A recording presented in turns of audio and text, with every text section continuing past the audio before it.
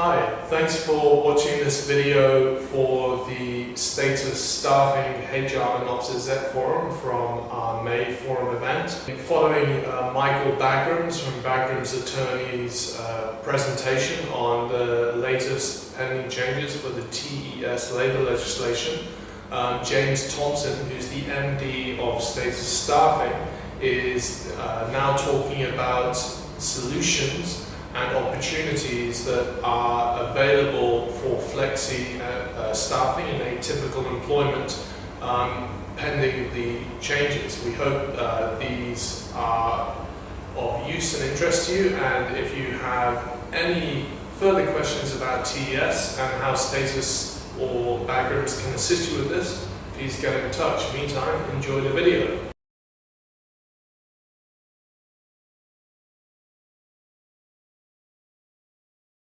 Very briefly, a checklist, what we're going to do, the challenges, Michael's touched on some of them, I'm just going to put them into a few little blocks. Myths that are out there right now. I was at another presentation yesterday. It's amazing how many people still subscribe to a lot of these myths. Solutions, feedback from the market. This is something new. We've been consulting with a lot of clients in the market over the last few months. Just some interesting tidbits on what people are doing. Michael has been involved in quite a few of those consultations with us as well. It's a joint thing that we're doing with our clients. Very interesting to see what people are doing, and he summed it up quite neatly in the word opportunity. A lot of them are seeing the opportunity. They've moved past the denial, they've moved into opportunity. And then, yeah, just briefly an audit process checklist, a few tips that we can add that we think might add value. So challenges, briefly. These are the increased issues. Increased risk and liability, joint and several extension. Bottom line is, Michael's talked about the 3, it was 6 months, but everyone's kind of thinking it's going to be 3 or 6 months, probably 3 months. The deeming provision around that. Undoubtedly, it's passing on more joint and several liability. The flip side of that, and he's touched on it already, is it's an awesome opportunity to deepen your partnership relationships with suppliers. It's now about expertly getting into proper, if we talk about temporary staffing, solution provision, not a hands-off transaction where you, the temporary employment provider, will meet with you once every quarter and give you orders for temps, and you manage the rest, and if you mess up, you mess up, and if we want somebody fired, you come take them off the premises. No, it's actually about going and doing the right thing better. We'll get into that briefly just now. More compliance and burden of proof. That rests with everybody. Complexity and administration and training costs. Decreased flexibility, unfortunately. Michael touched on that we're very proud of our labor laws. I'm very proud of a lot of our labor laws. It does give a bit more protection, particularly to vulnerable people. And unfortunately, though, sometimes that is extended too far. So some of the myths surrounding the new legislation. Temporary staff cannot be on assignment now for any longer than 3 to 6 months. Thereafter, they are considered permanent. That's absolute nonsense. And this is something that has become sensationalized in the media. Because unfortunately, journalists get, that's how they sell newspapers, and it's nonsense. They can be, provided it's for one of these reasons. They're a genuine substitute. So somebody's on long leave, somebody's on maternity leave, whatever it may be. If it's a genuine substitute, no problem. So temps can be temps. The category of work or time period is laid out in a collective agreement. And importantly, justification exists. And the onus is, and that's the key word, that's the word that business fought so hard to keep in, is deeming. And I'll touch on some of the justifications right now. So it says that they are deemed to be. It doesn't say they are, if you read the letter of the law, and that's key. Myth number 2, temporary employment services employees must be treated equally than the equivalent employer of the client after 3 to 6 months. Also not 100% true, because there are many options for differentiation. And then the caveat, though, is obviously that they're not prohibited by Employment Equity Act. Seniority, experience, or length of service. Merit, quality or quantity of work, or any other criteria of a similar nature that once again is not discriminatory. Point being, though, that the onus of proof and the burden of proof now rests with the employer to prove that. It's no longer just, oh, well, I'm paying you less because I've decided to. There has to be justification. Myth number 3, fixed-term contracts are also no longer able to be longer than 3 to 6 months. Firstly, just to clarify, a lot of these amendments only affect those under that threshold. Apparently that threshold is now going to change, Michael. Recently they had discussions, I think 2 weeks ago. It's about a 6% increase. Some people were trying to get it to come down, but it looks pretty much like it's going to be a 6% increase. I know there's massive... 210. Yeah, 210. My maths, yeah. The other thing, though, that is a hot topic of discussion at the moment is COSATU is pushing quite hard for a national minimum wage, and I think they're trying to get it at 4,500 rand, which is ludicrous, because that would be the minimum wage for anybody in the country. Other people are trying to push back and say, let's rather start at, for instance, the domestic worker level and move up from there. There's a whole lot of that stuff going on. But that is currently where we start with for a lot of these amendments. Once again, we can justify it, a couple of reasons. This is important. The nature of work is limited in definition or duration. If you run campaigns, Amazon, for instance, has campaigns at the end of a year. If you can prove that that campaign can only give work for that period of time, no problem. An employee can obviously then show the employer can show the justification. Touch on a couple of the others. Replacing another employee who is temporarily absent from work. Engage in an account of temporary increase in the volume of work, which I've just mentioned now, which is not expected to be longer than 12 months. That really ties in with a lot of peaks and troughs that happen in most business cycles. A student or recent graduate who's employed for the purpose of being trained, gaining work experience, opens the door up to your learnerships. You can prove easily that your learnerships, because that's the very nature of your learnerships, are there for that purpose. A project that has limited duration or fixed term. So for many companies in this room, particularly those that have contact centers or BPOs, you often get pilot projects. You can employ those people on fixed term contracts, temporary employees, because you can prove that it is a case study, it's dependent on you being able to deliver. The work permit for a non-SA citizen can actually be used. Seasonal work, there was major cry out in the industry around I'm employing farm workers to come and do picking and packing on my farm. Now I have to employ them permanently. No, you don't, if you can prove that it's seasonal work. And this is obviously employed for the purpose of public work schemes or similar public job scheme. All right, so guys, within that, there's a hell of a lot of scope. The key is, well, just before I dive into some of these solutions, the key is engaging with people who know how to set these things up for you, because it's not just about going, oh, that makes sense.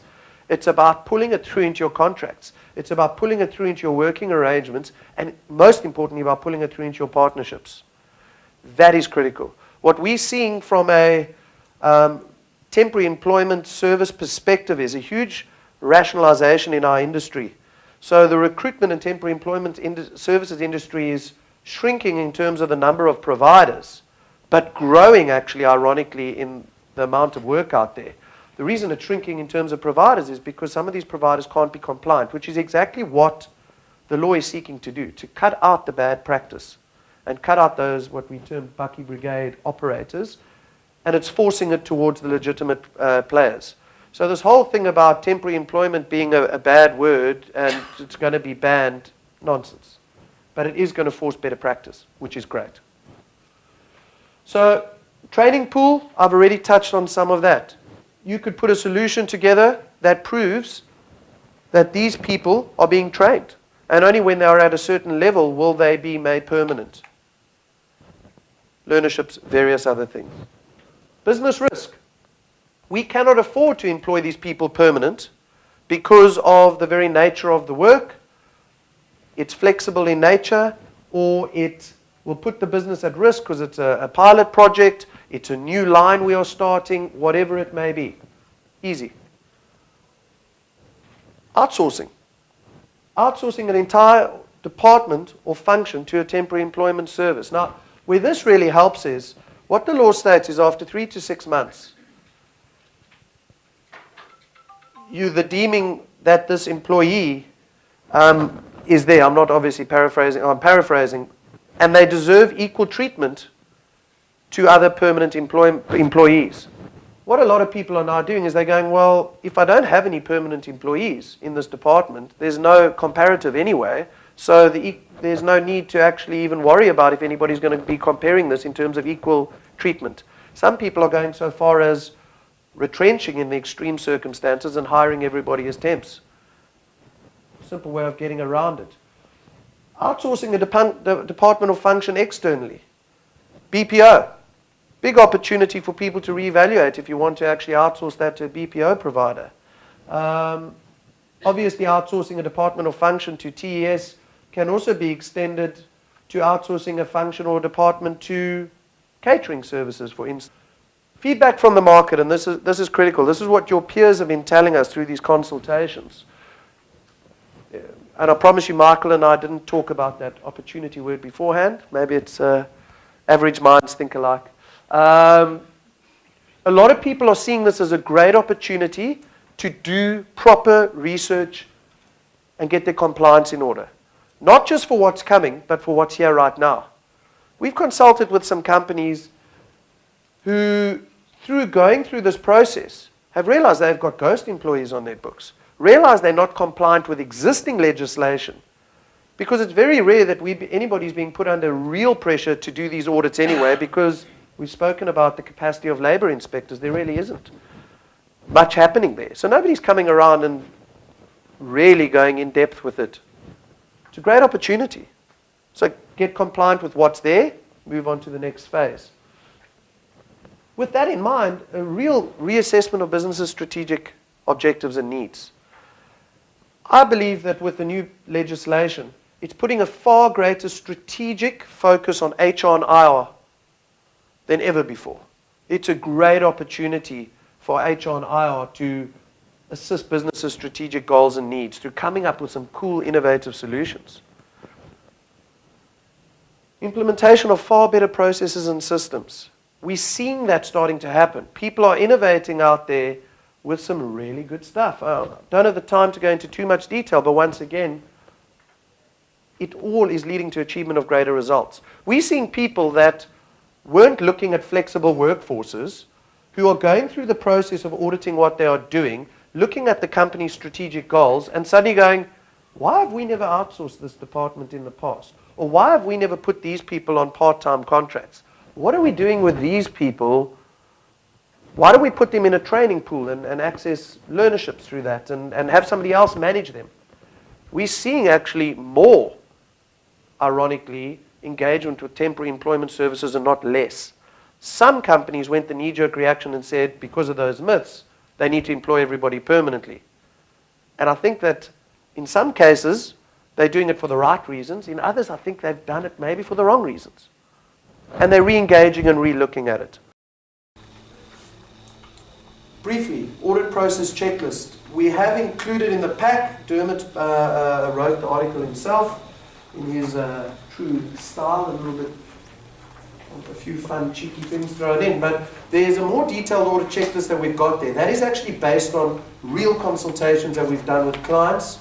With some of our clients, what we've done is we've gone so far as to provide them with a manual of what we believe you should be doing to look into this process. Step-by-step guide, even some templates that we provided, some of them for this.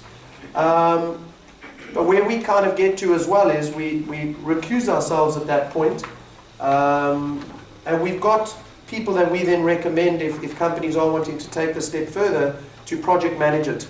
People who do know this space quite well, and the reason we recuse ourselves is because often we're a supplier as well. We don't want to be seen as unduly influencing if it does go out to tender in the future again, any of those processes. So there is a lot of detail in there. I think the last one that we did was for a client was almost 40 pages worth of stuff that they should be considering while going through this process of audit, if you want to call it that. Dermot's disseminated down into, I think, 2 pages, so a lot more there. checklist, SLAs, contracts, systems, both your internal and with temporary employment service providers for current and future compliance. No point just checking future compliance if your current stuff isn't in line. And there's some good stuff out there, there's some good resources. You know, Michael and his team are excellent in that regard in terms of checking your stuff for you, but you probably, some of you have got internal labour advice anyway. Use them.